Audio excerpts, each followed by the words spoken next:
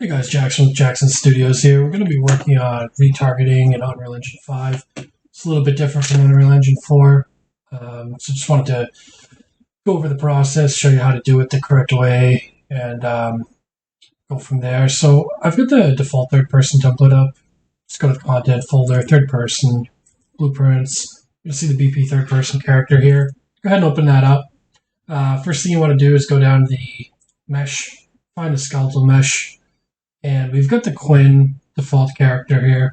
What we're going to be doing is retargeting the animations from the Quinn model to Chimera. Chimera is free on the Unreal Engine marketplace. I'll go ahead and put the link down below.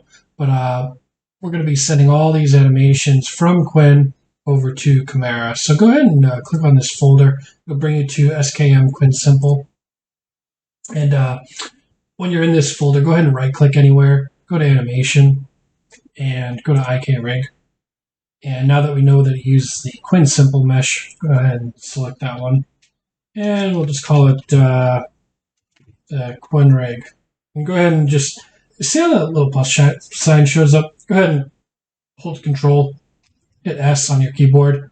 That'll save it and make it go away. That way if your engine crashes while you're doing any of this, you won't just lose all your progress. I frequently try to do that as much as I can. This is new to Unreal Engine 5, the chain tab over here. Go ahead and click that just a bunch of times. And you'll see all these pop up. There's two columns, start bone, end bone. There's also IK goal, but I ignore that one. I'm actually not quite sure how that works yet. But what you want to do for the start bone and end bone for retargeting purposes, always start at the top of the hierarchy. So what I like to do is start at the absolute top of the hierarchy for all of these chains, and then just work my way down. And what I mean by that is I kind of ignore the wording or the numerical numbers that are associated with each of the bones here. For example, if the top of the hierarchy might say Spino 3, and I might go to, Spino 1. This one says Spino 1 and it ends at Spino 5. But, depending on the model you have, the naming convention could change, the numbering could change. So what I like to do to maintain consistency is just to start at the absolute top of the hierarchy for each of the limbs that are associated with the model. And I'll kind of go over that now. So, for example, when I'm dealing with the head chain, right?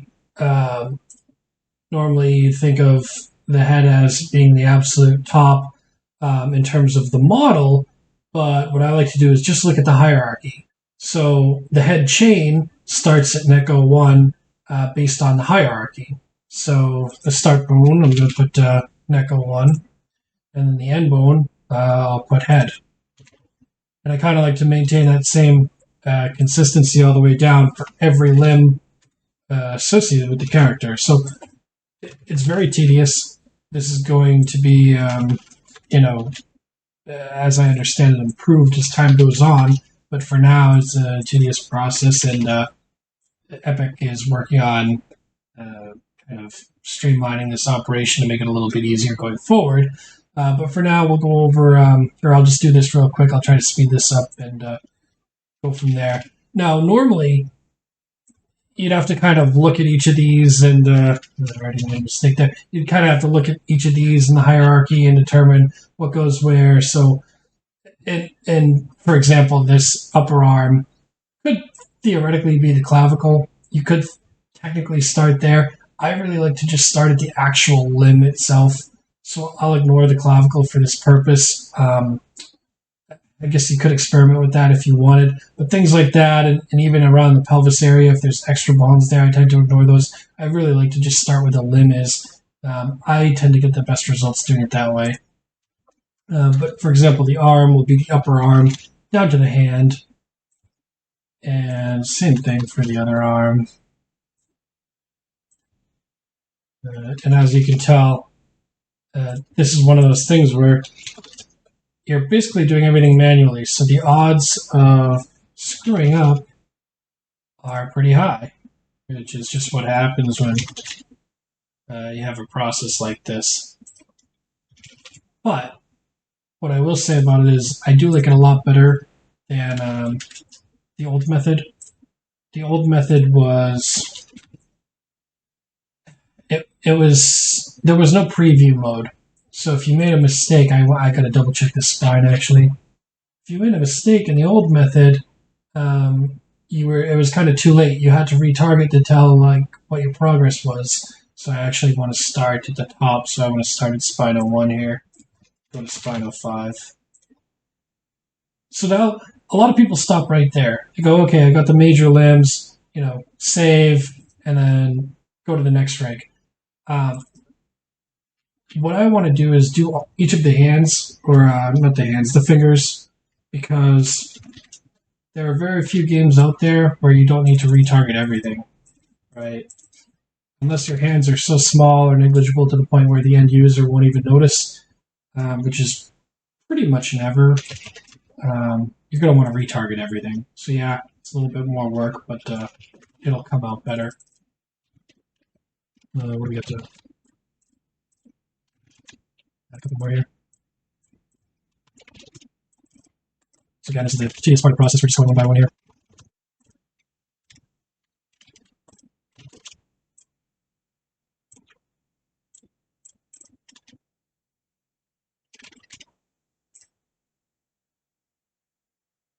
And I just want to double check on the hierarchy of the fingers. Seems to start at the O1. Looks like there's these metacarpal bones, but again, it's one of those where it's not really starting at the limb, it's more of the palm area. I'm actually not going to include that. I suppose you could if you wanted to, but again, I really like just starting at the end of the limb. I find that I have the best experience doing it that way.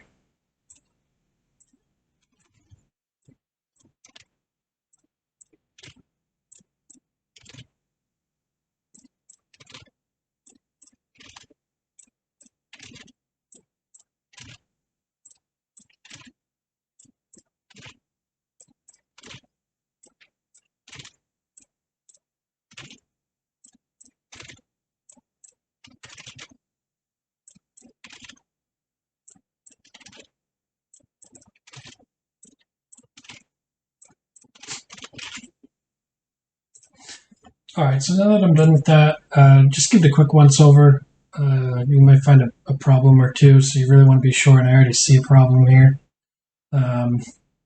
Just one of those things where the likelihood of getting one of these wrong is pretty great when you're doing everything manually, so I noticed the leg is just all messed up here. I don't know what I was doing there, but you want to do the thigh L there, and then the foot L.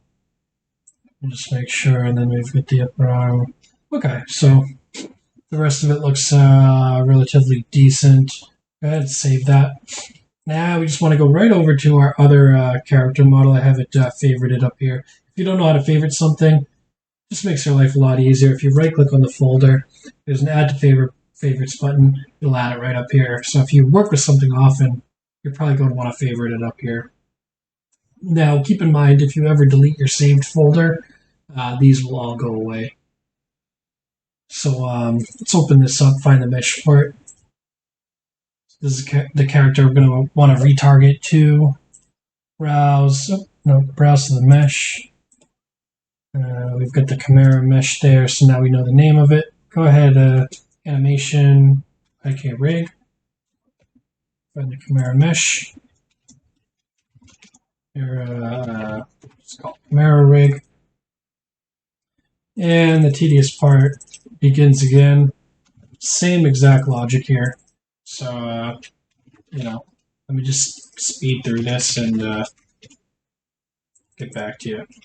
Okay, so now that we're done with that, and again, it's probably one of those things where when you're doing this many chains, odds are you're probably going to mess up somewhere. But that's the wonderful part about the preview mode, which is the upcoming blueprint that we're going to do. It's just an amazing feature because before, when you go to retarget, you wouldn't be able to really see any of the preview of what you were going to get. So you'd have to retarget all these assets, and then if they turn out to be bad, you have to delete them and redo. And you couldn't really preview anything in real time. So now that this is done, we're going to see if it worked. And you can just go back to your folder here, right-click anywhere, go to Animation, and then go to IK Retargeter. Now, this part's very important because once you select the IK rig that you're copying from, you can't change it. So we're copying from Quinn, so we want to select the Quinn rig. And we're going to call it, let's just call it Quinn to Camera RT for retargeter. And then go ahead and open that. And then, so Quinn's locked in. Source IK rig asset, Quinn rig is locked. So now we need to select the Camera rig. See, this is what I love. They're side by side. You can see kind of their structure. They're both kind of in an A pose. Again, this is kind of the nice part. You can actually edit the pose here. So if you ever needed to change anything, you could edit it right here. They're pretty similar in my mind. I guess I could straighten out the hands a little bit, but I'm not going to get too fussy over that. So we can actually just go straight into the chain mapping. Basically just make sure everything looks right here, which to me it does. And the proof becomes whether these animations work, which is a really nice part. You can select, these are all Quinn's animations, so you can select these. Now, we skipped one crucial part. So you're going to see there should be a problem here. And go ahead and select this one. So, as you can see, I actually thought it would be worse than this. It's actually not that bad, but we forgot a crucial step related to these. As you can see, it's definitely not right. There's something wrong with Camera there, so let's pause that. Let's go back. What you want to do with each of these skeletal meshes in the two rigs that we created, you want to have the retarget root set. So I like to use the pelvis. I guess some people could use the root, but I find the most success happens when you use the pelvis as the retarget root. It's kind of central to the body. It's a good root to have in most cases. So that's what I'm going to do here. I'm wondering if there's still an issue with the spine, because one thing I did notice about Camera, which, you know, not every model is going to have the same kind of hierarchy. It's not always going to be very easy. So what I noticed with the spine is it goes to back_moon, which actually, now that I look at it, might be the wrong. He's got a very weird spine, so that might be part of the issue we're getting as well. Let's just see if the retarget or the root made a good change or not. Yes, that's much better. You can tell. The thing I don't like is there's a little bit of clipping here. I'm trying to see if the back is okay. I guess even the default Quinn doesn't have too much torso change, right? So it's actually pretty close. But what I really don't like is the fact that there's so much clipping going on. So what I can actually do is go to Edit Pose, do your best to kind of select the upper arm, and I'm actually just going to go up by 20 degrees, right? Make it a little bit wider. Plus he's, this is a female character that we're taking animations from, and this is a relatively large man or wolf or something. So technically, he should probably be a little bit wider in figure anyway. So let's go ahead and, in real time, we just did that, and now we can kind of see it's much wider now. A lot less clipping. Maybe a little bit awkward, but it's probably not the best skeletal mesh to convert to a figure like this anyway. But as you can see, it looks a little bit better there. Let's just try another one here. The walking. Yeah, so it's kind of a feminine walk, but you kind of get the point there. If we take these, so what you would do is you go to the top, you'd select it, scroll all the way to the bottom. While holding Shift, you can left click, and that will select all of them. And you can actually export all these selected animations. Now, I don't do that at all when I'm actually retargeting from one character to another, because when you do that, you don't actually retarget the animation blueprint. You are simply retargeting all the animations from this character over to the new character model, but you're not getting that animation blueprint along with it. What I think most of the time most people are going to end up doing is going back to the old Unreal Engine 4 version of retargeting, which involves going to the original animation blueprint, which is here, going to the mesh, seeing ABP Quinn _C. I'm going to go to this animation blueprint.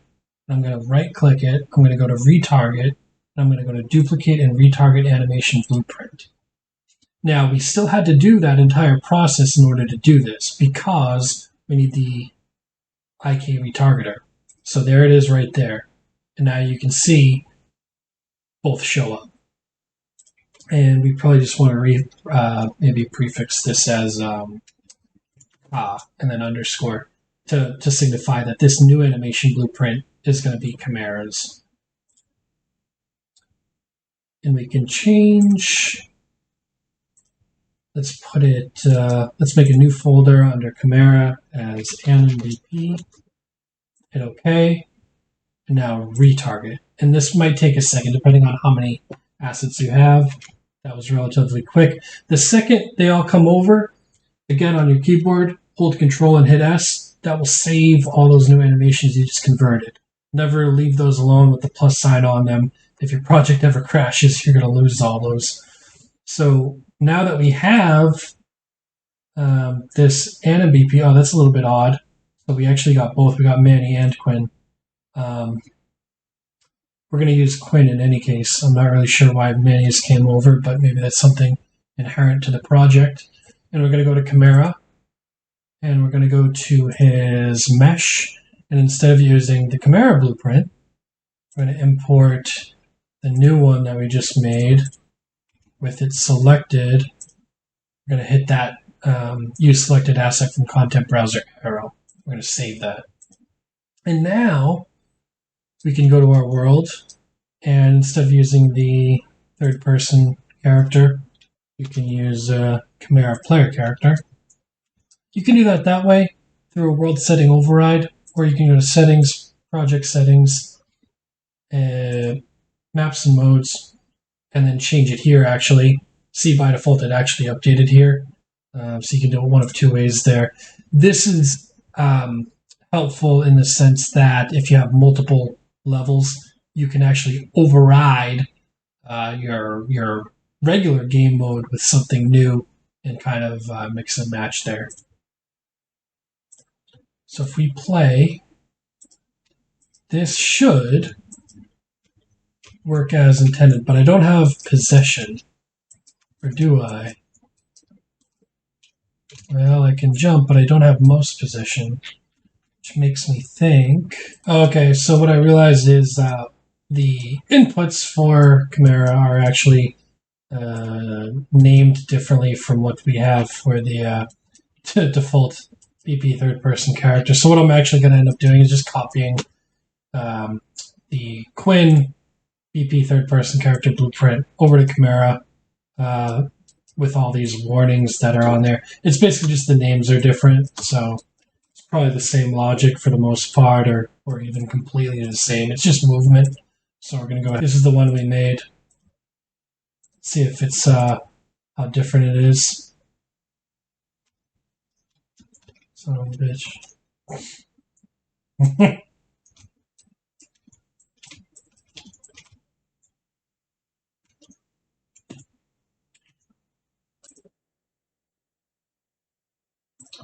Okay, so let's see what this does here. Huh.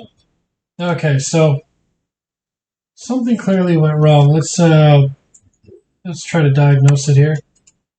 So I don't think it's related to the actual retargeting or duplication of the animation blueprint, only because we already saw the animations working in the preview mode. What we know is this is a child of the Manny blueprint, which is really where all the logic is coming from. So when we open this up, cast the character, it's the movement component, nothing much there. and nothing really in the animation graph. So it's going to be in the animation graph, nothing really in the event graph. Okay, so here's a warning control rig. Okay, so it's making use of some kind of control rig there that, frankly, I don't have too much experience with, and it's probably specific to the Manny or Quinn models. So let's just get rid of that completely. Looks like a whole bunch of issues with the IK rig bones that it doesn't like. So let's get rid of it, compile, save. Just one of those things that might not be compatible with this particular model. Minimize that, and let's hit play here, see what we get now. Okay, so now we get some reasonable looking movement. Maybe not perfect, but that's pretty much how you do it. So that's it. This is Jackson Studios here. If you are interested in following my game progress, it's called Clan Wars. I'll put the Discord below. If you ever have any questions on anything related to Unreal Engine, feel free to drop by the Discord and ask anything you want. I'll answer it as soon as I possibly can. And cheers.